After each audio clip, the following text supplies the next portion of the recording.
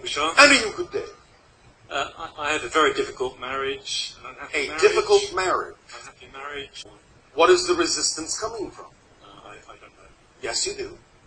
What beliefs do you have, or did you have, about the idea of those kinds of relationships before you attracted and created them?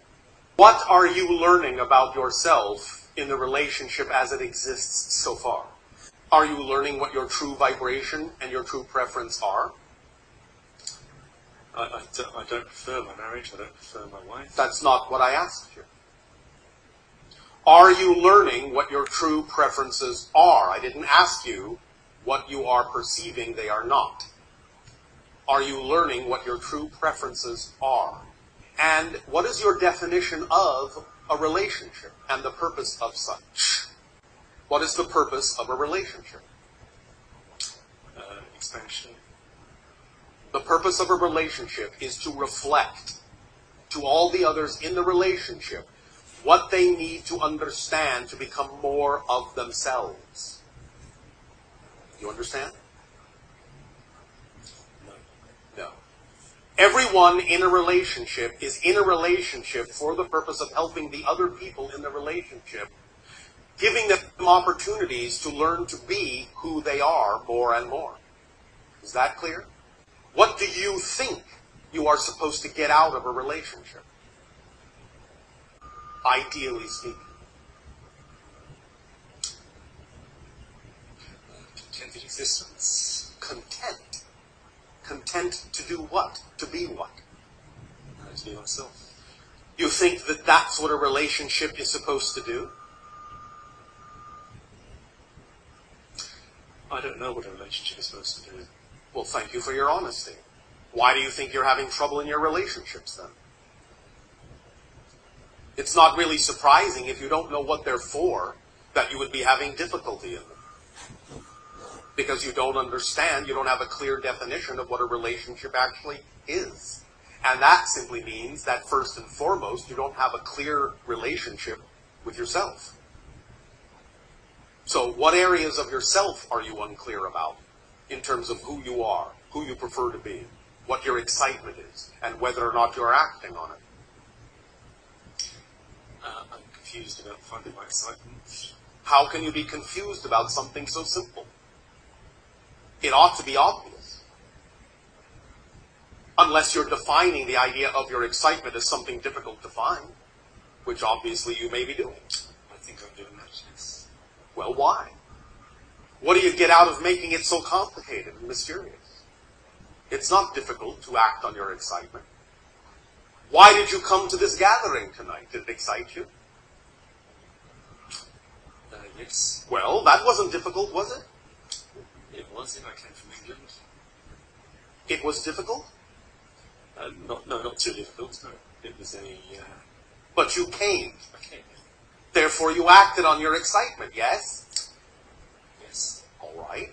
So the whole point is that you don't necessarily have to have some overarching concept of a career or a project to act on your excitement. All you need to do, as we have explained the equation many times, is to simply look around for whatever opportunities are available to you that contain the highest amount of excitement and act on the one that has the most excitement first, that you have the greatest degree of ability to take action on, taking it as far as you possibly can until you can take it no further, with absolutely zero insistence on what you believe the outcome ought to be. One more time. 1, 2, 3, 4. Act on whatever opportunity contains the highest excitement at any given moment, that you have the greatest degree of taking action on, taking it as far as you can until you can take it no further, with absolutely zero insistence on what the outcome ought to be. And as soon as you have done those 4 things, the fifth instruction would be, repeat. Over and over and over and over and over and over again. Every time you come to a crossroad, look around, stop, take a moment, look at all the opportunities, no matter what they are, no matter how simple they may seem, whether they seem connected to something else or not that you think they ought to be connected to.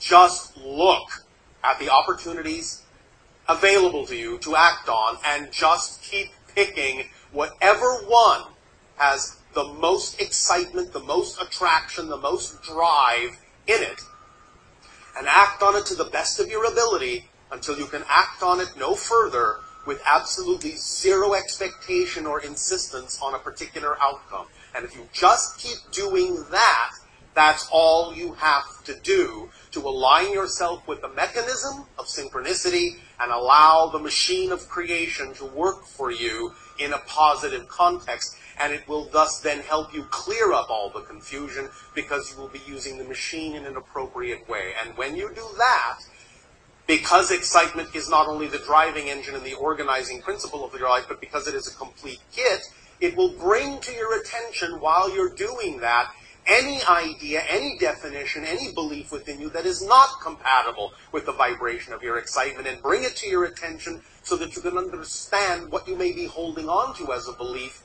that is out of alignment with your truth, and give you the opportunity to let that go as not belonging to you, so that you can transform that energy of resistance into more energy of excitement, which will thus then expand your ability to see even more opportunities of exciting things to act upon. That's how it works. That's the whole formula. That's all there is, period. Do you understand how what we have said will apply to your question about relationships? Because the first relationship is about you with yourself. And if you don't understand yourself and you're not in touch with your beliefs, then you're going to be confused about any relationship that you have attracted in your life or will attract. So the first step is always to clarify who you are and develop the relationship between your physical and higher mind as clearly as you can, so that you can get a handle on the relationship with yourself and the relationship of yourself to creation. And then that will help clarify any other relationships in your life, and you will know thus then, by comparison, what to do, how to act. Does that make more sense? Yeah, it makes more sense. All right. So let this sink in. If that's what you wish to do, think about it again and again until it makes more sense, until you understand how to give yourself the opportunity to really look clearly at the belief systems you're holding on to about you with yourself in your relationship to creation. And once those start becoming clear, all the rest of it will clear up too. All right? Acting on your highest excitement is what will raise your frequency and make it easier to understand what else is reflective of your highest excitement.